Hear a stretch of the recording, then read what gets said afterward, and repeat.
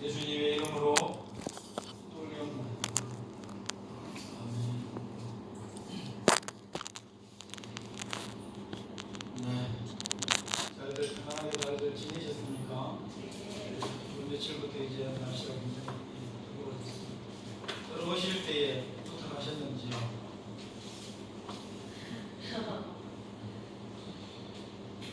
위에 마음만 잘 지키시고 또 손에 앞에 우리가 시간 그럼에도 불구하고 말씀할 때 집중하시고 또 더욱더 예배를 영으로 진정으로 드리시기를 주님의 이름으로 부탁드립니다. 이 성경을 약속의 책이라고 합니다. 그래서 오래된 약속이야 테스트먼트, 또 새로운 약속 신약 뉴 테스트먼트 이렇게 말씀을 합니다. 이 약속이라는 말씀이 이 성경에 붙을 수밖에 없는 근거가 하나님께서 수도 없이 많은 약속들을 해놓으셨기 때문에 그것을 종들이 하나씩 하나씩 받아서 기록을 해놓았기 때문에 우리는 약속의 책이다 이렇게 명명을 하는 것입니다.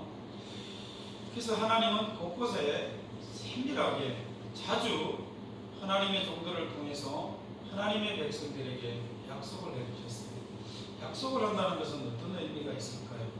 여러분들이 생각하는 약속은 어떤 약속입니까?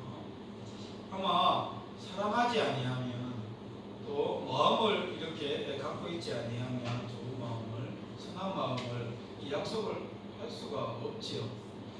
아마 선한 마음이 아니라 해하는 마음인 것 같으면 경고의 마음이나 경고의 말이나 아니면 심판의 메시지만 이렇게 약속을 할 겁니다. 우리 하나님은 곳곳에 이 성경 말씀을 통해서 약속해 놓은 것을 보니까 얼마나 다정하시고 얼마나 우리를 챙기시고 세밀하게 우리를 사랑하시는지 그게 묻어 있더라는 것입니다. 그래서 우리가 성경을 읽으면서 나도 모르게 눈물이 흐르고 나도 모르게 생각지도 못했던 그런 감동들이 성경 말씀을 읽으면서 우리에게 와닿는 것이죠.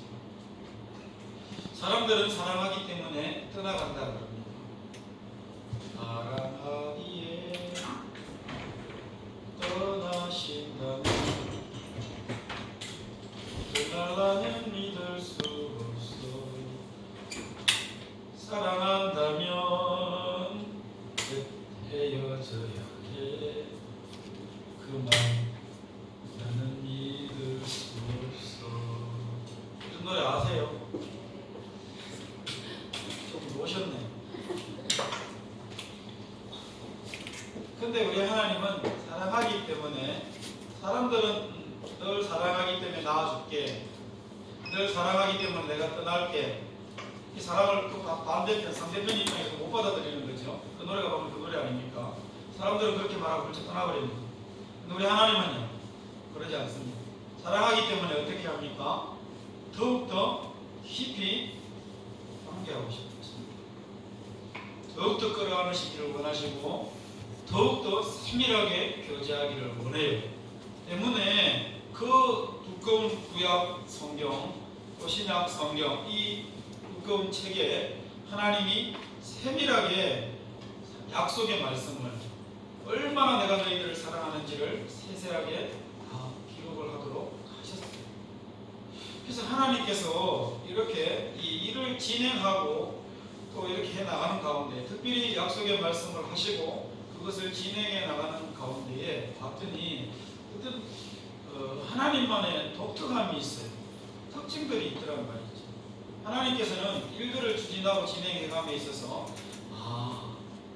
이런 특징들이 하나님께 있구나라는 것을 오늘 이 시간에 우리가 깨닫고 그렇다면 나에게 주어져 있는 상황이나 현재 내게서 지금 뭔가가 진행되고 있는 이런 부분들을 바라볼 때 하나님이 약속을 지키시고 있는 상황이구나, 하나님이 말씀하신 것을 이루어가고 있는 상황 중에 있구나 라고 한다면 우리에게 큰 위로가 될 필요가 있습니다. 하나님은 하나님의 일들을 진행하면서 특별히 독특함과 어떤 특징들이 몇 가지 있는데 바로 이런 것입니다. 오늘 이사야를 통해서 이 예수 그리스도가 이 땅에 오실 것에 대해서 말씀해주고 있는 내용이거든요. 궁극적으로는 이 이사야는 이 남쪽 유다의 가장 이 하나님이 기뻐하셨던 왕들 중에 그 중에 한 명이 히스기야 왕과 같은 그 선지자입니다. 이 히스기야 왕이 바로 설 수 있었던 이유 중에 하나가 추측컨대 이런 훌륭한 선지자가 있었기 때문에, 이사야라는 선지자가 있었기 때문에 왕이 바로 치정을 할 수 있었고 나라를 다스릴 수 있었지 않았을까 생각할 정도로 이사야 선지자는 굉장히 훌륭한 선지자입니다. 이 이사야 선지자가 뭐라고 하나님의 말씀을 받아서 백성들에게 전하는가 하면, 보라 내가 새 일을 행하리니 이제 나타낼 것이라, 하나님이 그렇게 말씀하시더라는 것입니다. 이 말씀을 통해서 우리가 알 수 있는 것은 뭐냐, 하나님은 미리미리 하나님의 일들을 진행하기에 앞서서 뭐하고 계신다는 겁니까? 알려주신다는 것입니다. 이미 모든 상황들을 또 앞으로 진행되어질 그런 과정들을, 결과들을 우리 하나님은 알려주십니다. 그냥 어느 날 갑자기 전혀 무방비 상태에서 생각지도 못했는데 그냥 팍 임하고 그러지 않습니다. 여러분들도 한번 가만히 돌아보십시오. 여러분들이 하나님의 은혜를 경험한 어떤 순간이나 찰나가 있었다면 그 과정이 분명히 있어요. 그래서 하나님이 그때 이런 조짐이 있었구나, 이런 것들 때문에 내게 오늘 이런 결과가 임했구나, 그래서 우리가 하나님의 은혜구나 라고 고백하도록 하나님은 무언가 예비의 동작을 하나님께서는 취하셨다라는 사실을 알게 됩니다. 미리 말씀하여 알려주심으로 말미암아 뭐하도록요? 하나님의 백성들이 당황치 않다, 하나님의 성도이 하나님께서 이루신 일이구나라는 것을 깨닫도록 하나님께서는 항상 일을 진행함에 있어서 미리 알려주십니다. 여러분들에게 어떤 전조가 있습니까? 그러면 빨리 하나님께서 도대체 이것을 통해서 무엇을 말씀하시려고 하고 어떤 일들을 진행하시려고 하시는가라고 한번 돌이켜보시길 바랍니다. 그러면 정확합니다. 알게 하셔요. 정말 다급하면 꿈을 통해서도 알게 하시고, 또 정말 저처럼 무던하면 사람을 통해서도 깨닫게 하십니다. 말씀을 통해서도 깨닫게 하시고, 찬양 가운데 깨닫게 하시고, 길을 가다가 문득 어떤 사건을 만났는데 그 일이 훌쩍 지나갑니다. 그거 깨닫게 하십니다. 하나님은 하나님의 일들을 이루심에 있어서 반드시 미리 말씀하시고 그렇게 진행하신다는 사실입니다. 자, 이런 것을 보면 하나님은 어떤 하나님이십니까? 계획 가운데 진행하는 하나님이신 것을 우리가 알게 됩니다. 무계획 중에 그냥 순간적으로 그냥 이렇게 하시지 않는다. 또 하나님을 봤더니 하나님이 이를 진행함에 있어서 어떤 특징이 있느냐, 오늘 이사야의 이 예언의 말씀을 통해서 우리가 알게 되는 것입니다. 불가능이라고 했어요. 하나님이 미리 예고하셨잖아요. 그럼 예고하신 것은 어떻게 하십니까? 반드시 이루십니다. 그래서 하나님의 말씀은 약속의 말씀이라고 해요. 그냥 말만 던져놓고 그것이 이루어지지 않으면 그건 약속이 될 수가 없습니다. 우리는 말을 던져놓고 반드시 이루겠다라는 어떤 다짐의 말로 뭐합니까? 내가 나하고 약속할게 이렇게 말씀합니다. 하나님도 곳곳에 그런 말씀들이 있지만 그 외에 대부분의 말씀은 하나님이 내가 너한테 약속하나? 이런 말씀을 안 하셔요. 안 해도 되는 이유가 뭡니까? 하나님의 말씀은 그대로 땅에 떨어지는 법이 없이 이루어지기 때문에 어느 것 하나 글자 한 글자라도 땅에 떨어지는 법이 없기 때문에 하나님의 말씀은 모두가 다 약속이 되는 것입니다. 그래서 굳이 하나님께서 이거 내가 약속할게 이런 말 안 해도 하나님의 말씀은 다 약속의 말씀이에요. 그래서 하나님은 말씀하신 것을 다 이루어가기 때문에 뭐가 없다고요? 불가능이라는 건 없어요. 이게 하나님이 하나님의 일들을 진행하면서 나타나는 어떤 특징들, 독특한들이라 할 수 있습니다. 그래서 내가 광야의 길을 내겠다, 사막에 강을 내겠다라고 말씀하셨어요. 이게 여러분들 이사야 시대에 가능한 일입니까? 최근에 한 몇 년 전에 우리나라의 동아건설이 저 사막에 가서 그 리비아인가요? 관을 묻어서 사막 중간으로 물을 수로를 틀은 적은 있어요. 이거는 오늘날 과학이 많이 발전해서 포크레인이나 현대의 그런 모든 기술들이 집합되어서 그런 일이 됐잖아요. 예를 들어 만약에 이사야가 이렇게 고백한 것이, 선포한 것이 이 당시에 히스기야 왕 때에 그대로 나타났다 생각해 보십시오. 그 메마른 광야에 길들이 나죠. 아스팔트가 깔리고 또 그 광야 사막에 이게 강물이 흘러갔다 물이 공급됐다 한번 생각해 보십시오. 이 사람들 난리 나지 않겠습니까? 외계인이 와서 했나? 아니면 이거 도저히 불가능한 일일 것이다. 아마 그들 놀래고 뭐 어떤 그런 일들이 안 있었겠습니다. 당시의 상황으로, 환경으로 사막에 강이 내어지고 광야에 길이 난다라는 이 자체가 사실은 불가능한 것입니다. 근데 어떻게 하나님은 말씀은 한마디도 땅에 떨어지는 것이 없다고 했잖아요. 하나님은 그대로 이루어 가시는 것을 보게 됩니다. 이미 하나님이 모세를 통해서 여호와라는 이름을 통해서 말씀하셨어요. 이 여호와라는 말씀이 앞으로 진행되어지는 가는 일들을 통해서, 사건을 통해서 경험되어지는 것을 통해서 너희가 나인 줄 알라라는 이름이 그 여호와라는 이름 앞에, 이름의 그 뜻 안에 있다라고 말씀을 드렸잖아요.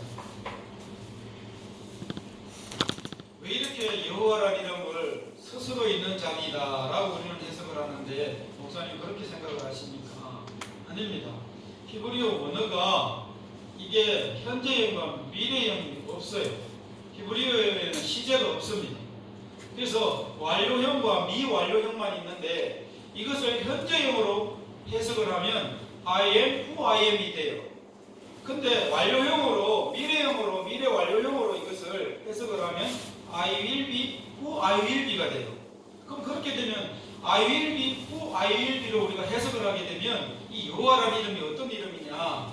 얘들아, 나의 이름을 너희들이 알고 싶니? 앞으로 내가 나타내는 기적을 통해서, 나타내는 행하는 어떤 일들을 통해서 너희들이 나의 존재, 내 존재가 어떤 존재라는 것이 너희들이 알게 될 거야 라고 이야기해 주신 것이 바로 여호와라는 이름이란 말입니다. 근데 이미 모세를 통해서 말씀하셨던 그 하나님께서 지금 이사야가 활동하는 이 시대에도 말씀을 하시고, 이사야가 예언하는 이 일들은 나중에 700년 뒤에 다 이루어져요. 보라, 내가 새 일을 행하리니 하는 그 새 일은 예수 그리스도가 이 땅에 오심을 말씀하고 있고, 그것을 지금 예언하고 있는데, 그것을 미리 말씀해 주고 있는데, 그것은 마치 사막에 강이 나지는 것과도 같은 일이야. 또 광야에 길이 되지는 것과도 같은 일들이야. 이런 일들을 내가 앞으로 행할 것이야 라고 이야기를 해주고 있단 말이죠. 그래서 이런 일들을 통해서 하나님께서 나타내시려고 하는 것은 뭡니까? 내가 했다라는 것입니다. 내가 이 모든 일들을 지금 계획하고 너희들에게 미리 알려주고, 또 이 일들이 실행되는지 안 되는지 보라, 불가능이 있는지 가능한지 너희들 확인해보라. 그렇게 지금 말씀하고 있는 것입니다. 그래서 하나님의 말씀은 고정 수표입니다. 그냥 날아가는 수표가 아니에요. 이 수표도 어디서 발행하느냐, 채권도 어디서 발행하느냐가 굉장히 중요하잖아요. 일반 개인이 발행해봐요. 그거 깡할 때 많이 날아가요. 제가 좀 알아요. 하나 국채 같은 경우는 어떻게 됩니까? 덜 날아가는 거예요. 왜 그렇습니까? 이거는 믿을 수 있다는 것이죠. 이 채권은 시간이 지나도 투도해서 날아갈 확률이 적다라는 것을 알기 때문에 깡을 하더라도 적게 해주고 수수료를 적게 해요. 하나님의 말씀은 100%입니다. 100% 하나님의 말씀은 그대로 이루어지기 때문에 현금과도 같아요. 이것은 주머니에 있으면 그냥 현금이에요. 하나님의 말씀은 그대로 이루어지기 때문에 그렇습니다. 또 하나님께서 하나님의 일들을 진행하면서 봤더니 세 번째입니다. 이런 특징이 있어요. 이런 독특함이 있어요. 뭐냐니까 항상 약한 곳으로, 항상 낮은 곳으로. 그래서 은혜의 강물은, 복의 강물은 낮은 곳으로 흘러가더라는 것입니다. 하나님께서 뭐가 답답해서 광야에 길을 내시고 사막에 강을 내시겠습니까? 그 사막이 의미하는 것이 무엇이고 광야가 의미하는 것이 무엇이겠습니까? 이 당시 사람들은 이해할 수 없었기 때문에 예수 그리스도가 이 땅에 오신다는 사실을 받아들일 수 없었기 때문에 그 시대에 가장 잘 이해할 수 있는 표현으로 이사야로 하여금 고백하도록 하셨어요. 선포하도록 하셨어요. 그게 뭡니까? 보십시오. 장차 들짐승 곧 성냥이와 타조도 이게 광야에 사는 짐승들 아니겠습니까? 나를 존경한다 그랬습니다. 내가 광야에 물을 내기 때문에 사막에 강들을 내기 때문에 내 백성들이라고 지칭하고 있잖아요. 이 들짐승들, 성냥이들, 이 타조들을 내 짐승과도 같이 비교를 하면서 내 택한 백성들을 뭐하게 하시려고요? 맞이게 할 것이다. 이 불가능한 일을 하나님이 앞으로 행하실 것인 것을 실제로 그 당시에 이해하기 쉬운 예를 들어서 이사야를 통해서 설명하도록 그렇게 선포하도록 되십니다. 들짐승들, 성냥이, 타조 이 짐승들은 어떤 짐승들입니까? 한마디로 말하면 보호받지 못하는 짐승들입니다. 자유는 있겠지. 그러나 그들은 늘 먹을 거를 걱정해야 되고 먹을 거리를 걱정해야 되고 잠자리를 항상 생각을 하고 걱정을 해야 되고 준비를 해야 되고 또 항상 이 사막이고 광야다 보니까 맹수들의 공격이 있어요. 자기보다 상위 등급의 그런 짐승들이 자기들을 위협해. 그럼 뭐가 항상 불안합니까? 목숨이 항상 불안합니다. 반면에 집에서 키우는 양이나 염소나 짐승들은 집에서 키우는 짐승들은 어떻습니까? 먹을 거 걱정 안 해도 돼요. 왜요? 주인이 챙겨주기 때문에. 잠자리 걱정 안 해도 됩니다. 울타리가 있어서 너를 보호가 됩니다. 물론 자유는 조금 구속될 수 있어요. 그러나 그들은 맹수로부터 공격을 당하지 않아요. 왜냐하면 주인이 지켜주기 때문에. 이 성냥이나 들짐승이나 타조들은 집에서 기르는 짐승들에 비해서 한마디로 말하면 백성들, 사람들에다 비유하면 비주류 인생들, 연약한 인생들이 사회적인 약자들입니다. 이런 사회적인 약자들을 위해서 하나님께서 뭘 하시겠다고? 광야에 길을 내십니다. 사막에 강을 내십니다. 그렇게 해서 그들이 마음껏 뛰어다니고 왕래할 수 있도록 해주고 그들이 목마를 때는 가랄 때는 언제든지 마실 수 있도록 내가 그렇게 행하겠다라고 이사야를 통해서 지금 말씀하고 계시는 것입니다. 근데 봤더니 진짜로 성경에 이렇게 선포하신 말씀이 하나님의 말씀은 떨어지지 않는다 그랬잖아요. 그대로 고정수표와 같이 이루어진다 그랬잖아요. 봤더니 하나님께서 그렇게 행하셔요. 복을 주시고 은혜를 주시는데 찾아오는 사람들의 특징들이 오늘 말씀과 같이 비주류 인생들, 연약한 자들, 사회적인 약자들, 보호받지 못하는 자들 이런 자들에게 하나님이 은혜와 복으로 찾아오시더라는 거예요. 임하더라는 것입니다. 사르밧 가부가 그랬습니다. 자기 아들과 함께 나뭇가지 불을 주워다가 오늘은 내가 이것을 먹고 죽으려고 한다 그래서 죽으려고 했던 그 여인에게 하나님의 사자 엘리야를 보냅니다. 그래서 그를 살게 하고 그 가정에 떡통에 떡가루가 떨어지지 아니하도록 하고 기름통에 기름이 떨어지지 아니하도록 오늘 마지막 남은 가루로 빵을 해서 기름에 구워서 붙여서 먹고 우리 둘은 죽으려고 합니다 라고 하는 그 가정에 하나님의 사자를 보내서 그들을 살리는 역사가 나타나는 것입니다. 이 사람들은 어떤 사람들입니까? 사르밧 가부와 그의 자식은 오늘날로 보면 어떤 사람들이에요? 미래에 대한 소망이 있는 사람이에요. 그래서 나는 오늘 죽겠다는 거예요. 이거 마지막으로 음식 먹고 죽겠다는 거예요. 그런 사람들에게 하나님의 은혜의 강물이 찾아온 것을, 임한 것을 보게 됩니다. 예수님 시절에 사마리아 여인이 있었습니다. 요한복음 4장에 보면 이 여인을 예수님이 찾아와요. 근데 이 여인의 특징이 어떤 줄 아십니까? 신랑이 6명째입니다. 5명의 남자가 지나갔어요. 이제 6명째 그 신랑과 살고 있어요. 이 모든 사실을 예수님이 아셨어요. 그런데 그를 찾아왔어요. 근데 봤더니 이 여인의 특징이 뭐냐? 비록 자존감은 땅에 떨어져 있습니다. 뭘로 말미암아? 그 그것은 당시에 6명의 남자가 스쳐갔다는 것은 뭔가 하늘로부터 복을 받지 못하는 인생, 그리고 그 당시에 많은 사람들로부터 지탄을 받을 수밖에 없는 인생, 부끄러울 수밖에 없는 인생, 오죽했으면 우물 가운데 우물을 들어가는데 저녁 때쯤 돼서 밤에 아무도 보지 않는, 사람들이 왕래하지 않는 그 밤에 우물에 물을 기르러 갔겠습니까?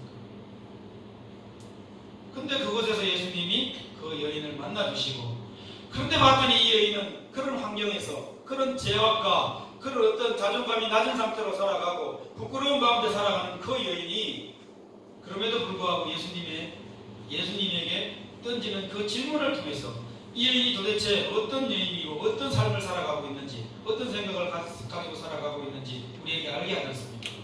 도대체 우리는 어디서 예배 드려야 되느냐는 것입니다. 비록 비주류의 인생이었고 자존감이 낮았고 죄로 말미암아 스스로 부끄럽게 정죄하면서 그런 가운데 살아갔던 여인이지만, 이 여인은 그러나 나 하나님 당신 예배하고 싶습니다.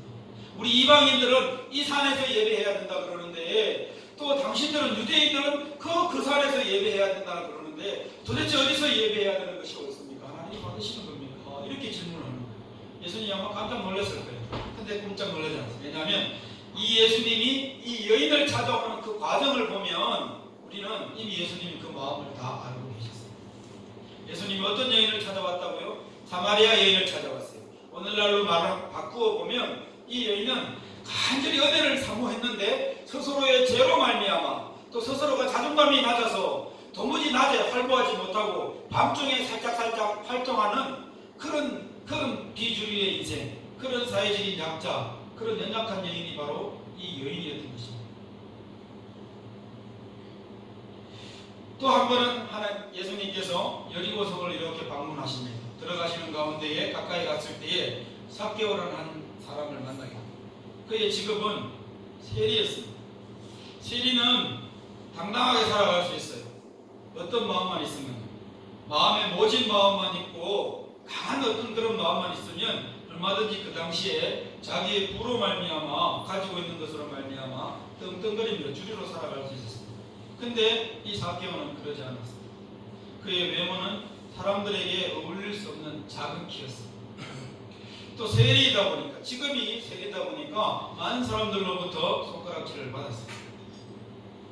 그래서 그가 동네 사람들로부터 존경을 받지 못하고 어울리지 못하고, 그래서 오늘날로 말하면 이 삭개오는 모든 것을 가지고 있었지만, 환경과 여건은 됐지만 뭐했다고요?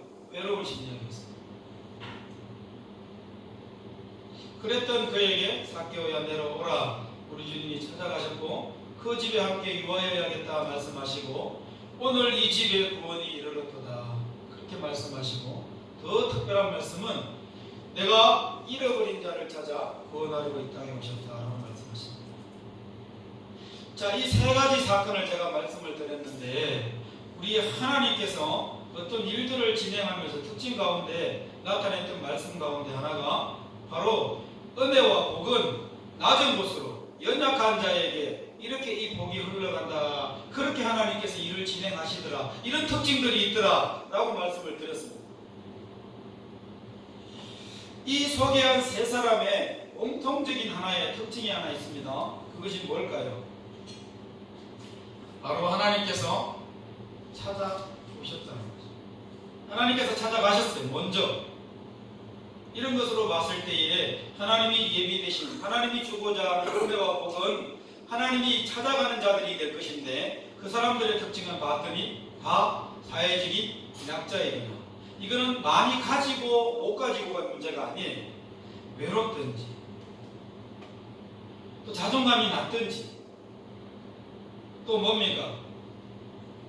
어떤 그런 소망이 없어서, 내일의 소망이 없어서, 그것이 경제적이든지 그 어떤 이유에서든지 오늘 내가 그냥 목숨을 끊고 죽으리라 라고 했던 그런 자들에게 어떻게 해요? 하나님의 은혜와 복이 임하더라는 것입니다. 이것이 하나님의 은혜와 복이 임할 때의 특징이었다는 것입니다. 근데 하나의 특징은 다 찾아갔다는 것입니다. 사르밧 가부의 경우에는 이렇게 말씀하시고 엘리야를 보냅니다. 여호와의 말씀이 엘리야에게 임하여 이르시되 너는 일어나 시돈 사르밧으로 가서 거기에 머물러라. 아무 이유 없이 엘리야고 사르밧에 가서 시돈 지역에 사르밧에 가서 네가 머물러라 이야기하지 않아요. 그 다음 말씀이 뭐라고 말씀하시는가 하면 하나님이 엘리야에게 이렇게 이야기합니다. 내가 그곳 가부에게 명령하여 너에게 음식을 주게 하였느니라 이렇게 말씀하십니다. 이게 누구의 계획입니까? 하나님의 계획. 하나님의 종을 보냈습니다. 어디요? 소망이 없는 그 인생, 그 가정, 사르밧 가부의 가정으로 하나님께서 보내셨습니다. 또 사마리아 여인은요, 요한복음 4장 4절에 보면 유대를 떠나서 다시 갈릴리로 가시겠세. 그 다음 말씀 봅니다. 사마리아를 통과하여야 하겠는지라. 예수님이 이렇게 말씀하십니다. 제자들. 이 유대를 떠나서 갈릴리로 갈 때에 이 사마리아로 가는 건 돌아가는 길입니다. 그냥 이렇게 가면 돼요. 요단강 변으로 해서 이렇게 가면 알라요. 근데 왜 예수님께서 사마리아를 통과하여야 하겠는지라 이렇게 말씀하십니까? 누구를 만나려고? 밤중에 사람들이 없을 때 우물을 길어 나오는 그 여인을 만나려고 예수님께서 그렇게 말씀하시고 가셨다는 사실입니다. 하나님의 계획이지. 누구를? 이 여인을 반드시 찾아가서 만나겠다는 하나님의 의지를 우리가 볼 수 있습니다.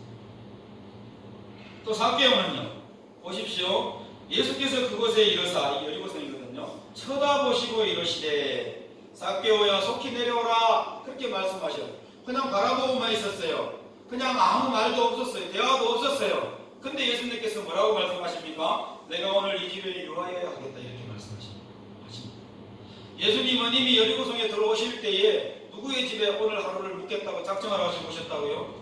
삭개오의 집에 내가 오늘 머물겠다라는 계획을 가지고 오셨다라는 것을 알 수 있습니다. 마태복음 5장에 보면 심령이 가난한 자는 복이 있나니 천국이 저희 것이니라 라고 예수님께서 많은 제자들과 수많은 사람들이 그 와서 둘러서 있었을 때에 산상에서 예수님이 말씀하신 첫 번째 복된 말씀이었습니다. 여기서 말하는 가난한 심령은 어떤 심령일까요, 여러분? 많이 없는 자들, 지식이든 힘이든 경제력이든 또 배경이든 학력이든 이런 없는 자들만 이야기할까요? 그렇지 않습니다.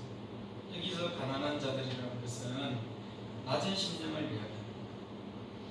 말 그대로 저 스스로가 가지고 못 가지고가 중요한 것이 아니라 비주류이다라고 생각하고 있는 사람. 이런 사람들은 어떤 사람들이 여기 속한다? 미래에 대한 소망이 없는 사람, 자존감이 낮은 사람들, 외로운 사람들, 이런 사람들이 다 여기에 속하는 사람들. 이런 낮은 심령, 가난한 심령, 이런 비주류의 인생들을 예수님은, 하나님은 결코 잊지 아니하시고 뭐 했다고? 먼저 찾아오시고 오셨다는 거죠. 실제로 예수님은 낮은 곳으로 임하셨습니다. 들짐승과 같고 성냥이와 같고 타조와 같은 내 인생에도 우리 하나님은 찾아오셨습니다. 여러분들은 여러분 스스로를 어떻게 생각하십니까? 궁궐에서 태어나셨습니까? 태어나자마자 번쩍번쩍한 것들이 많이 있었습니까? 수많은 가족들로부터 축복을 받으면서 외로움이라는 단어가 내 인생에는 없다라고 생각을 하면서 살아오셨습니까? 어떻습니까? 아마 그렇지는 않은 것입니다. 그 어떤 경우에도 우리는 인생은, 이 땅을 살아가는 우리들은 항상 어디에선가 모르게 연약한 부분들이 우리에게 있음을 우리는 알고 있습니다. 어떤 형태로도 우리는 다 가지고 있어요. 그럼 한마디로 말하면 우리는 어떤 인생이냐? 바로 하나님이 보시기에 비주류 인생이었던 것입니다. 하나님 보시기에 낮은 심령의 소유자였던 것입니다. 하나님 보시기에 가난한 심령의 소유자였던 것입니다. 그래서 하나님이 어떻게 하셨다고? 여러분들이 먼저 교회로 뛰쳐갔습니까? 그렇지 않습니다. 하나님이 찾아오셨습니다. 얘야, 너 다 안다. 너 그런 줄 알아. 너 약한 줄 알아. 너 자존감이 낮은 줄 알아. 너 없는 줄 알아. 너 소망이 없는 줄 알아. 알지만 내가 너 사랑해. 알지만 너는 내 것이야. 내가 너를 사랑해. 하면서 찾아오셔서 오늘날 이 시간에 우리가 이 자리에 앉아서 그 하나님을 예배하고 있는 것 같습니다. 여러분, 자존감이 없는 사람들이 있습니까? 하는 일들마다 잘 되지 않아서 포기하고 싶은 인생이 있습니까? 나는 왜 이것밖에 가진 게 없어? 다른 사람과 비교했을 때 나는 항상 내 자신이 초라하고 참 보잘것없고 그렇다고 스스로를 생각하고 계시는 인생이 있습니까? 오히려 하나님 앞에 감사하시기 바랍니다.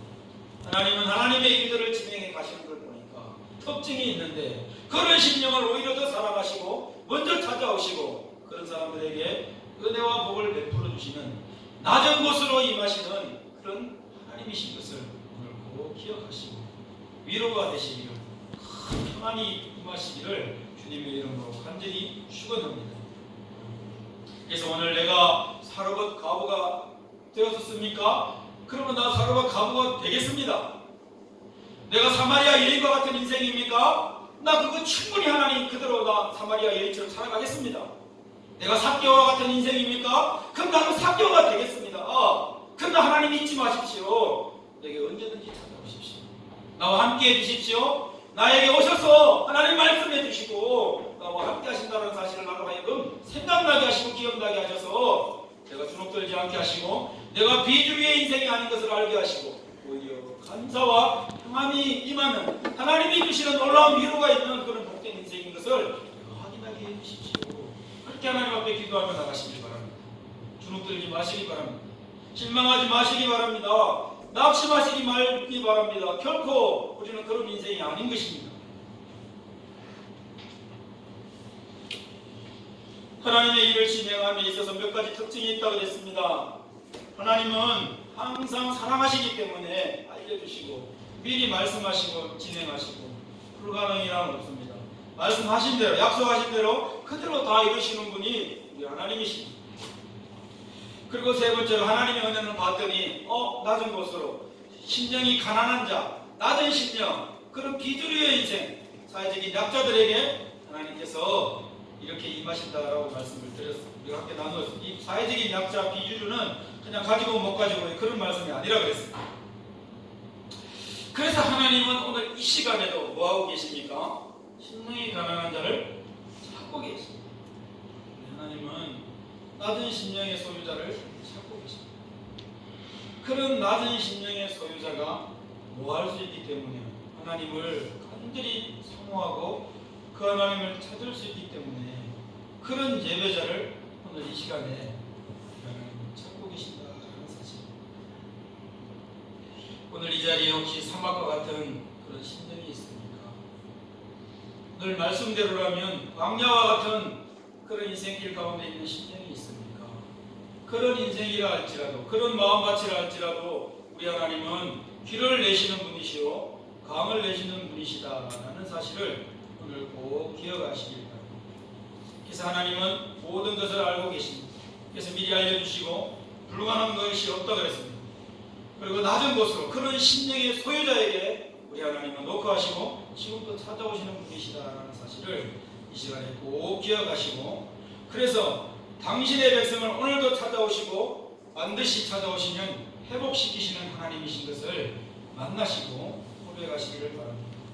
자, 그렇다면 이제 그렇게 낮은 곳으로 임하신 하나님의 은혜를 경험한 자들이 그 다음에 어떤 삶을 살아가야 할까라는 것을 이사야는 하나님의 말씀을 대원해서 백성들에게 선포합니다.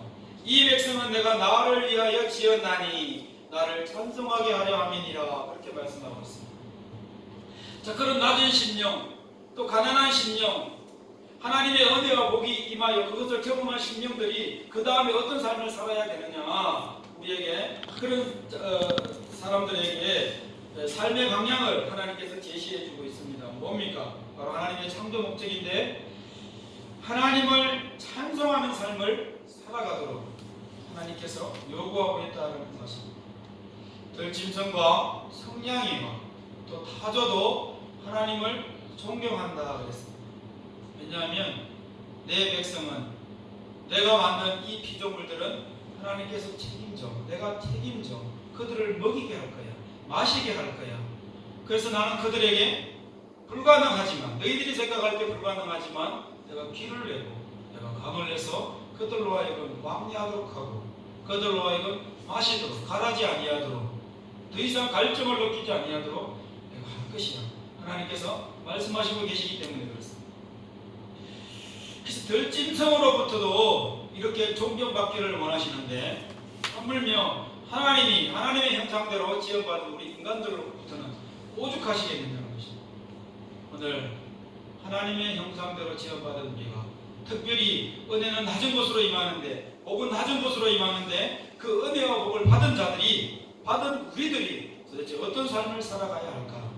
그것은 하나님의 말씀에 순종하고 하나님을 온전히 신뢰하며 하나님을 사랑하는 삶을, 그것이 곧 하나님을 찬양하는 삶인 것입니다.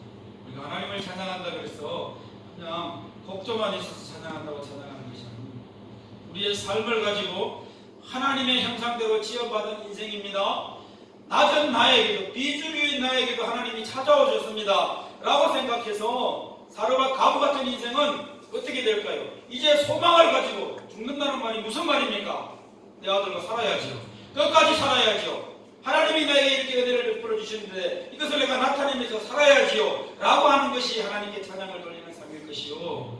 또 누굽니까? 사마리아 여인 같은 경우에는 내가 일생 동안 내가 죄악으로 말미암아 자존감이 무너져서 그렇게 낮아서 힘들어서 사람들 보기가 부끄러워서 살던 내 인생인데 그분이 나를 찾아오셔서 내가 이제는 나의 죄로 말미암아 내가 고민하지 아니하고 내가 어디서 예배하는가 그것이 중요한 것이 아니라 예배할 때가 오는데 신령과 진정으로 예배할 때가 온다라고 말씀하셨어. 그분이 나는 이제 내가 어느 상황, 어느 곳, 어느 형편에 있다 할지라도 내가 그분을 마음과 진정과 정직함으로 하나님을 예배하는 삶을 살아가리라 하고 살아가지 않겠습니까? 이것이 곧 어떤 삶이라고요? 하나님을 찬양하는 삶이 되겠습니다.